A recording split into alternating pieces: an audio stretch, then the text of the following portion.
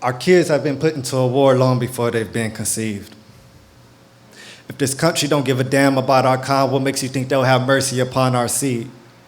They're putting chemicals in our food to try to damage our reproductive organs, and every day as future parents are constantly wondering if we will see the next morning without mourning. Although it never rain in Southern California, it be storming, and it feels like our wings are getting damaged from the squalling because we live in the city of the angels that are always falling. I fear to bring forth a child, I feel be a bullseye in the devil's eye. It's hard enough fighting my own battle, but now I got to be the catcher in the ride because every color baby is seen as a baby Christ. As sooner they're born, the Idumean race want to take their life. This government game of eugenics is an unfolding prophecy of Psalms 83. Margaret Sanger hated us minorities, and Planned Parenthood was her crafty plan to killing our babies. And since ignorant is bliss, we put our children to their hand protesting Black Lives Matter, but fell a relief right after an abortion. Because you wasn't ready, right? Like having a child was gonna ruin your life. After they said the most dangerous place for a child is a black woman's womb, I guess there is no difference between the uterus and the tomb. Aborted black babies lived a life with the absence of light. I guess that makes sense too if the baby was black, right? And don't think birth control is the answer because they come with side effects, let's be real. Chemicals for your genitals is considered safe sex. And some of y'all that want kids wonder why y'all having miscarriages when you took contraceptive pills that specifically cause you not to have babies. See, boys in the hood tell me that any fool with sperm can make a baby. And it's sad because we got them fools with little girls that's nut crazy. Creating this new generation of parents that are immature, wanting babies to dress it up and play with it like it's some type of toy. Having kids to declare sins like Sodom, 4-year-old boy dressed like a girl that's not seen as a problem. Little girls just like they going to the club and people adore them. Middle school girl giving head because they want somebody to love. Young men shaking their behinds, twerking, that's the culture we proud of. BET raising kids to be ignorant to smoke weed and drink liquor, going from tragedies to gossip and from gospel into strippers. I seen a girl holding the sign screaming our lives matter as if peace was her endeavor. The same exact way Jacob cried before Esau, who knew that his hatred towards us would last forever because now our kids got the world set against them. We're not preparing them how to fight, getting carried away by every wind of doctrine, not knowing how to distinguish what's wrong from what's right. They plan to keep them ignorant with their indoctrination. Don't forget the pipeline system designed for their incarceration. And if you think they really care about us minorities as a nation, I'm warning you now, go read about the Jews that conform to Hellenization. And if you think you're doing something because you got an education, Malcolm X said only a fool will let his enemy teach his generation. But our people reject knowledge to suffer for no discipline. Even when God said if we'll keep his ways, we'll never be forsaken. But when Satan offers the world, we want to take on that possession and the title, which explains what all we really care about if our social media content goes viral. Since when is it okay for our kids to know more lyrics, cheat codes, and movie scripts than reading a book or pursuing a talent?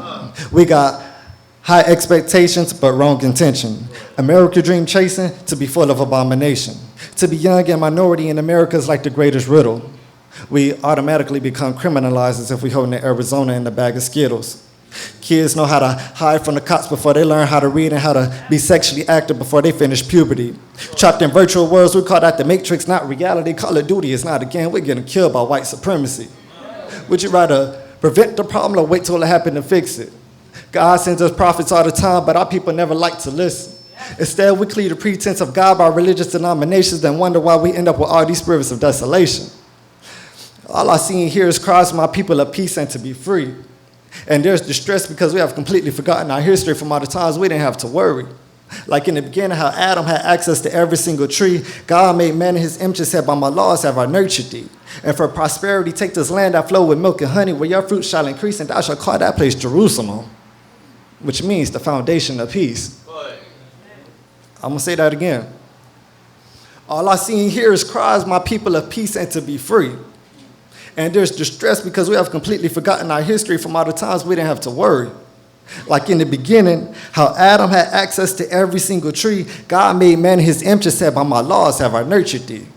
And for prosperity, take this land that flow with milk and honey, where your fruit shall increase, and thou shalt call that place Jerusalem, which means the foundation of peace. Jerusalem, the mother of us all, which is above and free, Jerusalem. Galatians 4:26. I hope you're following me. Jerusalem. We're tired of suffering. How do we lose hold of thee? Jerusalem. Jerusalem is what we yell when we protest in these streets. But like Adam, we messed up and got kicked out of our land. And God said in Deuteronomy 28, we'll never see it again. And although it remains desolate, it remains in force within. Jerusalem is where thy kingdom come, thy will be done on earth as it is in heaven. So the same way our black, browns, and native mamas cry when their child is out too late, Mother Zion is crying for her children to come back home safe. And scripture says, honor thy father with thy whole heart and forget not the sorrows of thy mother. I want you to sit there and reflect on all the great travails we've been constantly putting on her. Because you may think that you've grown, but testing our father is dangerous. Don't forget, it was only the children that made it out of the Exodus. So, to that girl holding that sign and to the kids I helped raise, through all of our tribulation, don't forget who we must praise.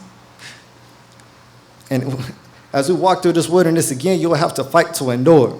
But you're already targeted, hunted, and hated, but don't be afraid when these animals roar. Just think how our forefathers conquered, even when outnumbered in war. Strength, power, and beauty is in our blood. We have no reason to ever feel insecure. And as Christ said, we are gods, but we should die like men. Shouldn't be afraid of death if we stay away from sin. They could kill the flesh, but our souls could be everlasting, because the only way to get into the kingdom is if we become as little children.